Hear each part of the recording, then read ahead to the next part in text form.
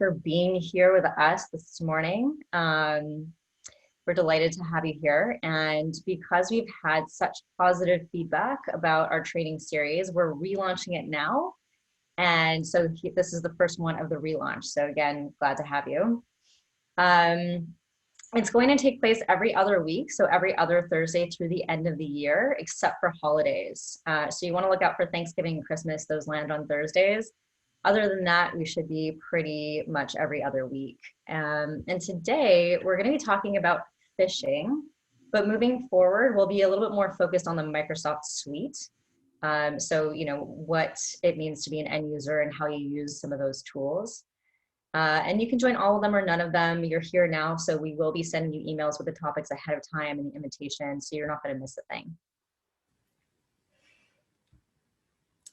Chrissy, here, the next slide. Sorry, I was a little delayed. That's okay, thank you. So Chrissy and I are on with you today. Christy Williams is our Senior Marketing Manager. And a little fun fact about Christy is she has been to 27 states. And I also want to throw in there that she's a huge sports fan. Christy, what's your favorite team? So for baseball, the Yankees, and football, the Giants. So I'm very happy baseball's back right now. Nice. I'm sure a lot of people are too. My name is Jessica Shenan. I am originally from Montreal, Canada. Fun fact about me, I'm a dual citizen now, so I'm happy to be here in the US in sunny San Diego. And I don't know much about sports teams, so I'm always the neutral one rooting for whoever's the underdog. Yeah, well, I'm hoping to get to Canada sometime and cross off all the 50 states before my time is up here. So, well, welcome everyone. Thank you, Jessica, for the introduction.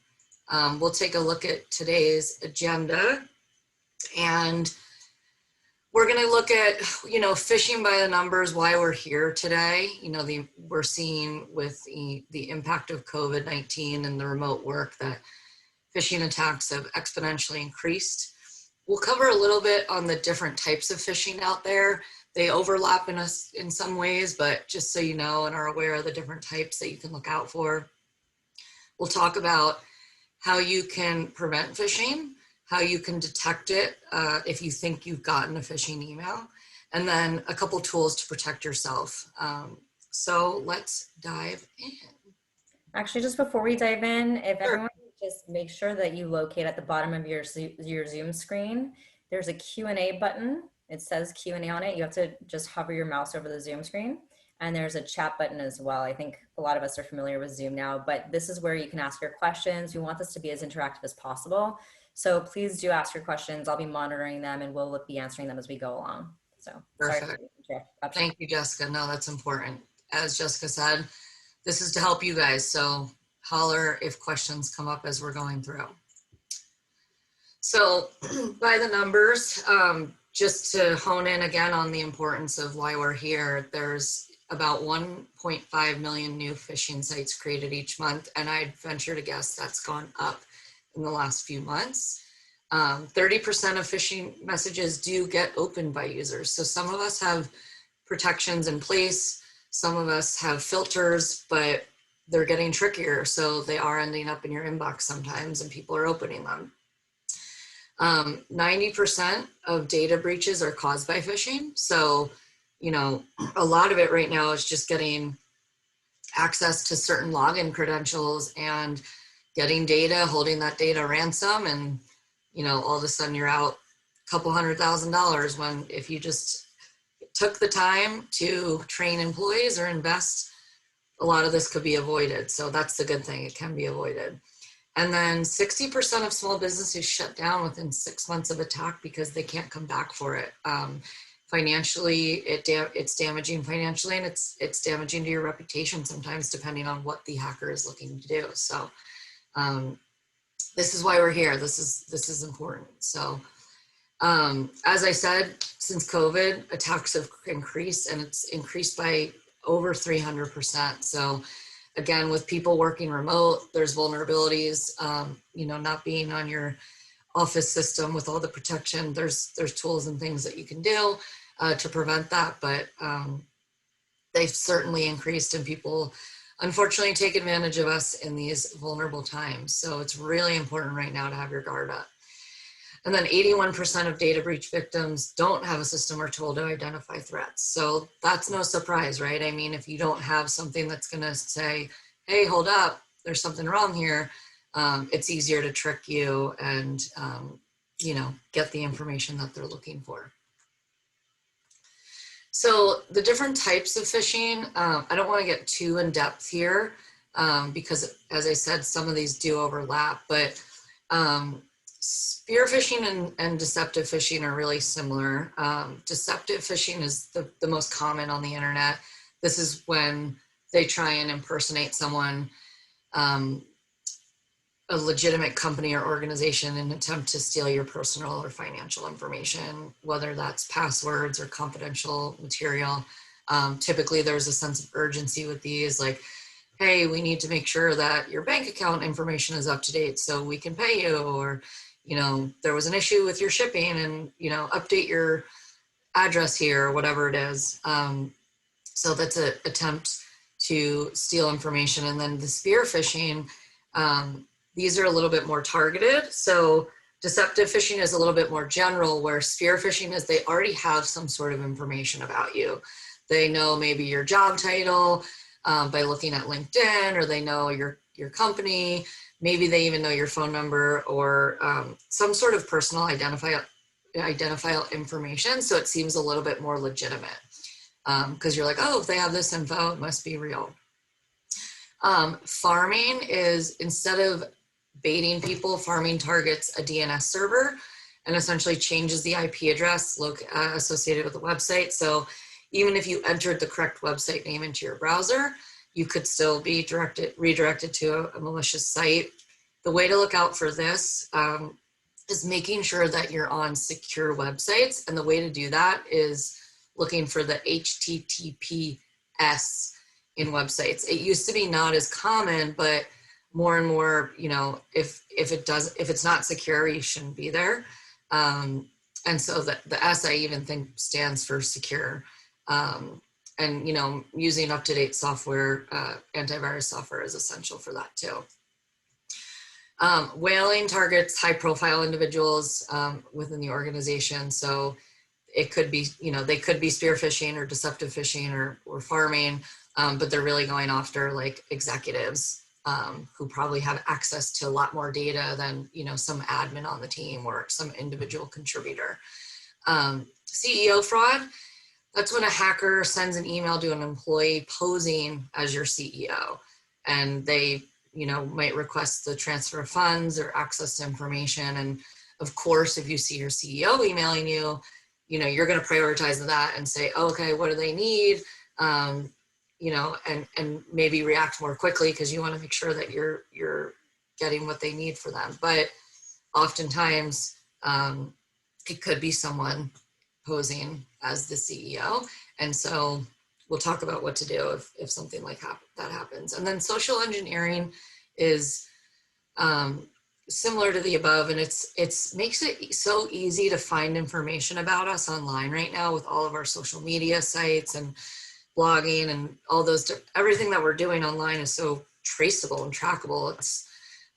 It's out there. So just be careful about the settings you have on your social media profiles of who can view what. So if you're not friends with someone, make sure that your data isn't shared with just anyone online, because they can use that in attempt to steal your information. Jess, have you seen any of these in your time? I know you work a little bit closer with some of our prospects and customers. Do you have any stories you can share?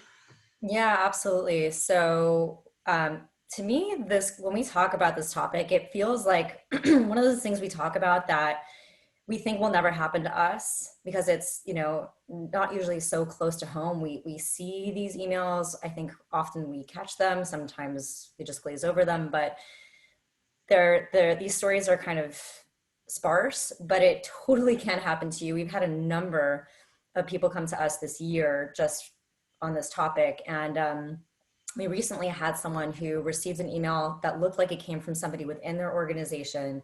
They clicked on the link, so it feels safe, right? It's coming from that person. They're not really taking the time to go through the details that Christy just mentioned. and they click on the link, and as soon as they clicked on the link, it gave the hacker access to their login credentials. And what ended up happening was that hacker held their information ransom for over $200,000.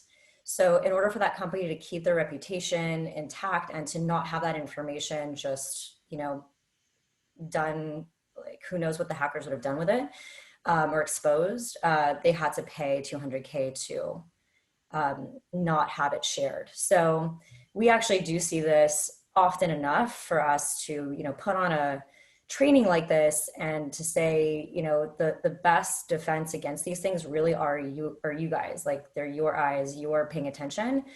So making sure that you pay attention to everything Christy's sharing right now is going to be really important. Yeah, guys, thank you for sharing that. It's crazy, some of the stuff we've seen. I actually was, one of our engineers wrote a blog for us recently, and I learned something about the different types of hackers too. There's like white hat hackers, which is maybe someone internally in your organization who's attempting to make it look like phishing, but using it as a training opportunity.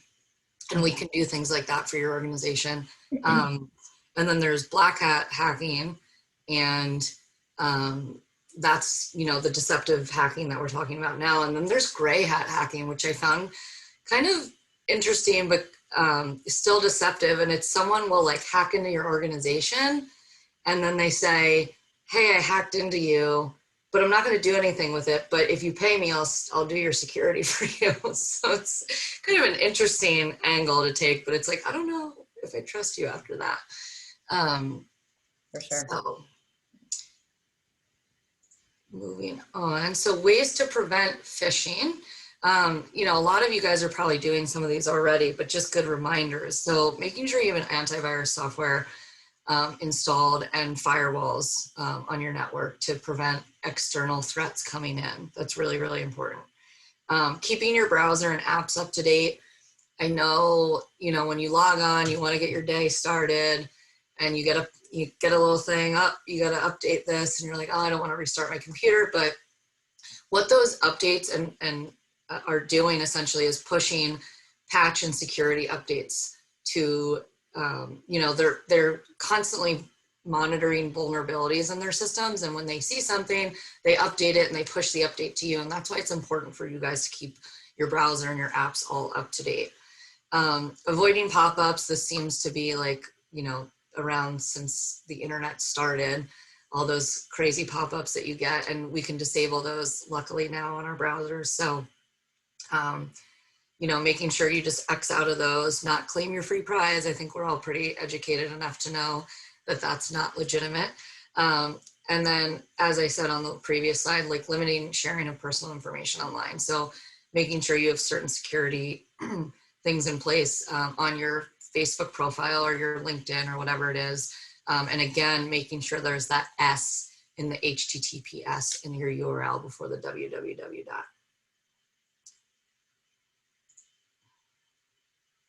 So what happens when you get one, right? I mean, like I said, 30% of phishing emails are getting opened. So that's a decent amount. That's a third of us opening these and having to make a decision what we do. So how can you tell if you've received one? The first one is really obvious, and it's spelling and grammar mistakes. This isn't as common as it used to be, but if someone's spelling your name wrong or just anything, if there's missing commas or periods or whatever, you're gonna, your spidey senses should go up and say, there's probably something wrong here. And then there's always some sort of urgency, not always, but usually like, hey, you need to pay this, or we need this information from you. If you don't do something by X day, we're gonna send it to collections or whatever. And you're like, oh no, like I have to act, right? But so there's usually some sort of urgency to create panic on your end, because when we're panicking, we're not thinking clearly and might make a mistake. The other thing is to check the signature in the email. A lot of times these hacking won't have any type of signatures. It's also important to make sure that the signature matches the from name as well as the from email. There's usually some discrepancies there. Like it might say, from Joe Smith, but then the email is, a bunch of random letters and then there's no signature or something like that. So make sure there's consistency in those things. Suspicious attachments, again, like I've seen some come through to me that's like, hey, we have the invoice attached for you here, make sure to do the payment. And I'm like, we haven't worked with this company, or, you know, just make sure that before you open anything that you're expecting it. The other thing that I've been mentioning is the confirming personal information. So many times these people are asking you to confirm something and you think, yeah, like, of course I'll confirm that, because you've already, you know, if it comes from a company that you've bought something from before that you're working with, maybe it's a partner or client, you know, you might be like, yeah, no problem. But usually that's another red flag to look out for. And lastly, sometimes phishing emails can look so legit, and, you know, the one thing that you should be doing is, because I think this is kind of the last thing. If all the other boxes check off and look okay, but you're still a little unsure, you can hover over the URL, because it might say like, you know, click here to go to bankofamerica.com, or, you know, it might even show www.bankofamerica.com. But if you actually hover over it, it might say B of A USA XYZ dot something else .com / a million random things. And so you want to make sure that it's bankofamerica.com with the HTTPS, and not, you know, having other little fillers in there, or without, you know, the missing S on it. So we are now going to look at a couple emails, and I'm going to launch a poll, and I encourage you guys to answer. So say this comes into your inbox. Do you guys think that this is a phishing email? What would you do? It's got a couple people responding so far. I don't want to give it away, so I'm going to let a couple more people respond. And I saw someone ask if the presentation will be available. Yes, we'll send out the recording and the deck afterwards, so you guys can reference this information. You guys, yes, this is a phishing email. Good job. Almost all of you, well, all of you have voted, has said yes, so awesome. All right, I'm going to end the polling since most of you have participated, so thank you. And we're gonna look at why this is a phishing email.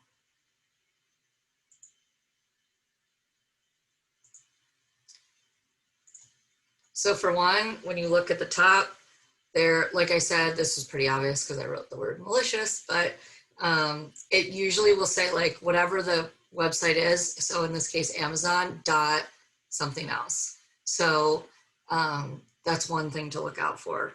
The other thing is the bad URL at the bottom, amazon.xy3213. Again, looking out for those, and there's no HTTPS on that either. This actually isn't the Prime logo. It looks similar to the Prime logo is updated, but this looks similar to the one that was previous to the current one, but it's still not the exact logo, but it looks really close to it. There's a spelling mistake. They forgot a P and applied. And again, if you hover over this card, this URL, then it'll show you that it is not a good link. And then the urgency. So it expires next week. So if you don't take advantage of this right now, then you're not going to get it. So again, with that urgency there. So this kind of has all of them. Christy, we have a question that came in. If a website is HTTP and not HTTPS, is it to be avoided? Yeah, usually you want some, now actually you can click on, there's like usually a lock there, and you can click on it and read a little bit more about it. And sometimes it'll say like, you know, certificate expired. So maybe the website isn't secure right now because they haven't updated their certificate. Or, you know, try typing it in with HTTPS and see what happens. If it goes back to just HTTP or gives you a bad redirect or whatever, then it's probably best to avoid it. You know, some smaller businesses might not have this, but it's better to be safe than sorry. So And again, if we were talking 5 or 10 years ago, I would say, not, it would probably be 50% of websites have them. Now, every marketer I talk to and every website manager I talk to, it's so critical. It's good for the company too, because you're protecting yourself and your users. So yeah, I would avoid them. Long answer, but Something else that I would mention is if you're not sure, like let's say, Amazon's a really well-known name, right? So I could go to Amazon.com, right? And I could go into my account and I could see if there's anything there with regards to something like this. Or if it says like, you know, fizzy HTTP slash, fizzy something.com, instead of clicking on the link, I would go to like fizzy, I would type in fizzy.com, right, in my own browser to see if that actually takes me to a legitimate website. yeah, Or that's a great point. go to the main domain. Yep, that's another thing that you can do. So yeah, that's a great point. We should have put that in here, but I'm glad you brought it up. We had another question come in about insurance covering this, or do they turn a blind eye on these types of claims? And you know what? I don't want to steer you right or wrong, so I'm not sure, but I'm pretty sure that insurance is starting to look at this a little bit more. I know that the FBI is taking it more seriously, and if there's certain, it has to hit a certain amount of money that's, your data is being held for ransom or that you're losing, but the FBI will actually investigate these things now, which is pretty cool. So, all right, we're gonna look at one more email and test you guys. So I'm gonna launch another poll. Do you guys think that this one is a phishing email? So go ahead and answer the poll, take a look from DocuSign. A lot of us probably use DocuSign for document management, contracts, things like that. So what do you guys think? Is this a phishing email?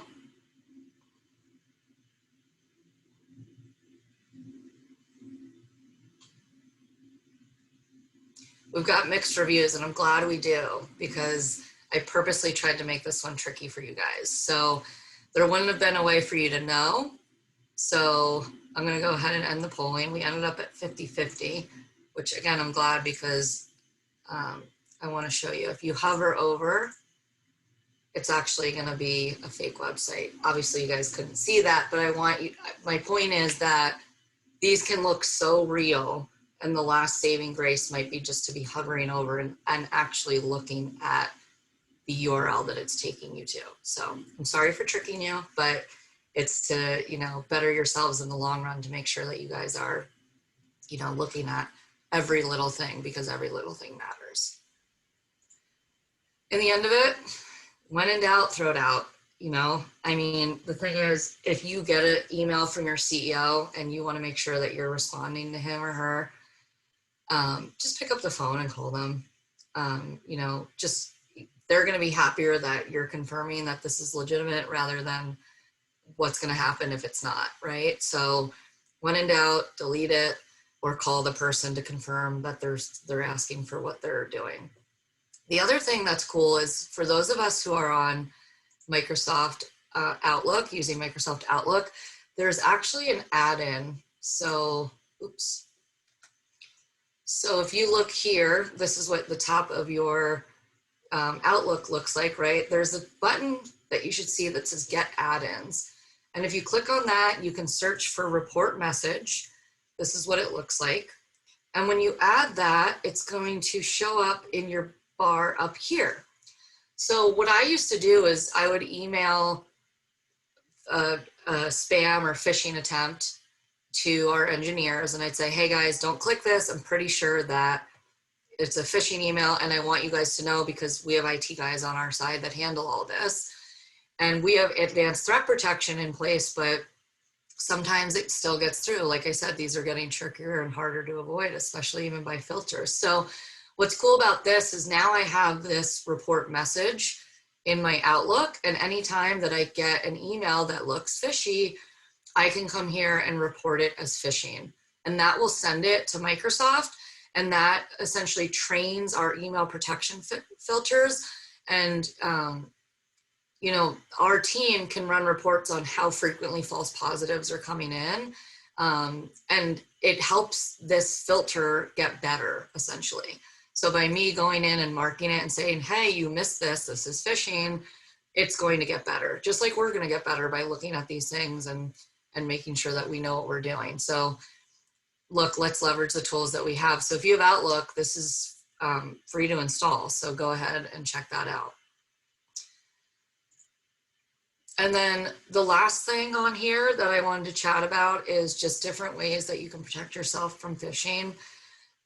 We have end user training, so that's why we're here today, but we also have simulated phishing campaigns. So I actually used to work at a bank, and we used Microsoft, and I would get emails about once a month or once a couple times a quarter, and it would be like this random email about Facebook or like confirming my address from the post office or something, and it was actually our IT team sending these fake emails. And if you clicked on them, you can get in trouble, but someone came and talked to you and you had to go through some training. So luckily I've been in the IT world before I was at the bank. And so I had a little bit of training myself and knew what to look out for, and growing up on computers and all that good stuff. So I never fell for them.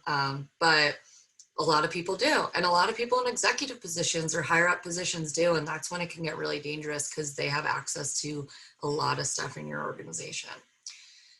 There's also advanced threat protection. So these are some Microsoft specific tools. For those of you who don't know, we're a Microsoft partner. So advanced threat protection is essentially as an additional layer of email filterization and protection. What's really cool about that is it protects from more sophisticated attacks like unsafe attachments, unsafe link blocking. So if it's a link that they don't recognize or think that isn't safe, they won't allow it to get to your inbox. And then at the end of every day, I'll get an email from Microsoft and says, here's your quarantine. And I can see all the emails that got stopped from getting to my inbox that day. Sometimes it's too good, and a marketing newsletter that I'm on won't get past it, or someone, you know, won't get past it, but I can, if I'm not sure, I can review it.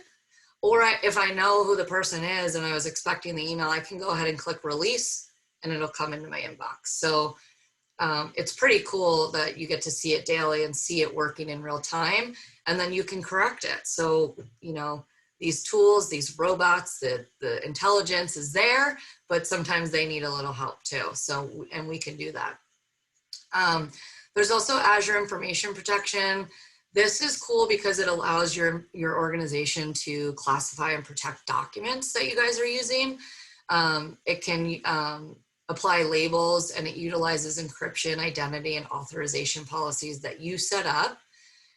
So example is if the administrator had configured a label with rules to detect sensitive data, when a user saves a Word document that contains, say, a credit card number, and you've notated that as sensitive data, they will see a recommendation to label it as sensitive data, and it'll classify that document to protect it.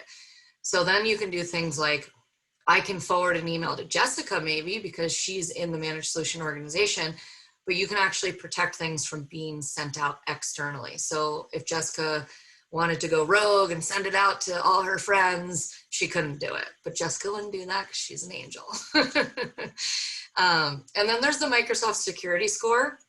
And so again, if you're using Office 365, there's a service available that compares the services you are using to a baseline set of security standards set by Microsoft. So this security score signifies how well your organization is aligned with best security or security best practices.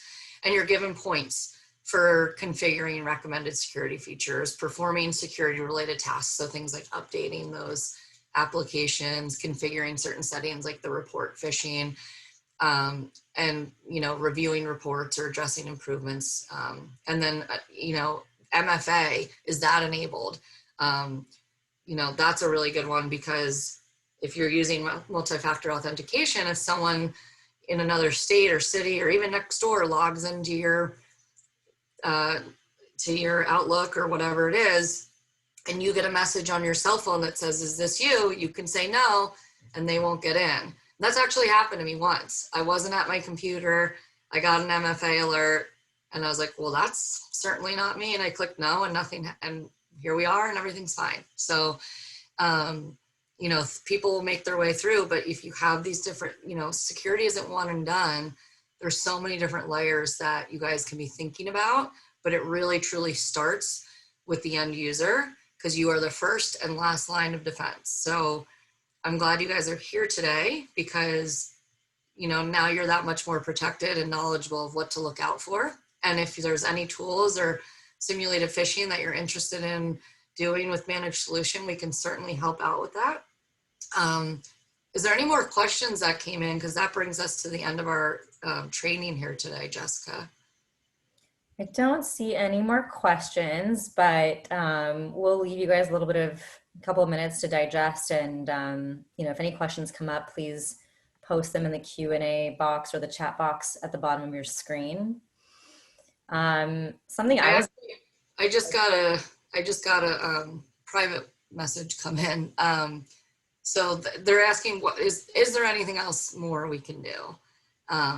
You know, some of this might seem simple, right? But if you think you've clicked on something, you should disconnect your device. So disconnect your device from the internet, back up your files, but disconnect first so that they can't access it. Back up your files.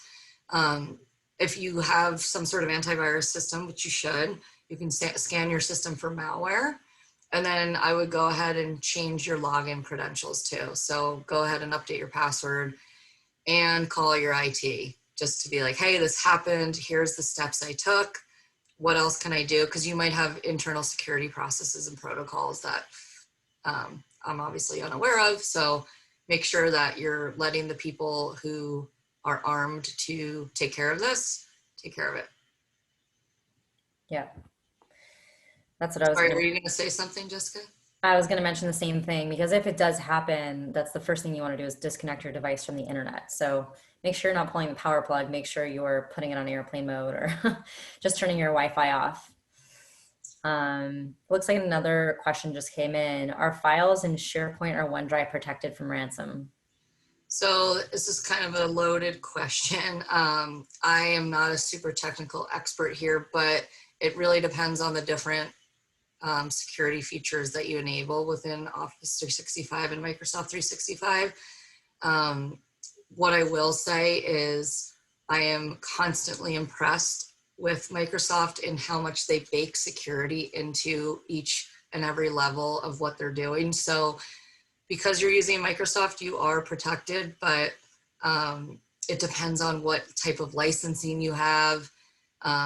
You know, the higher up the licensing, the more security features there are available. But if you wanted to do some sort of like security assessment or a secure score assessment, we could do that with you. We could really we could give you a score, and your score is essentially, you know, just like at school, you want to make sure you're getting an A. And if you're not, we can help you build a framework and a roadmap to get to where you want and need to be. Mm-hmm.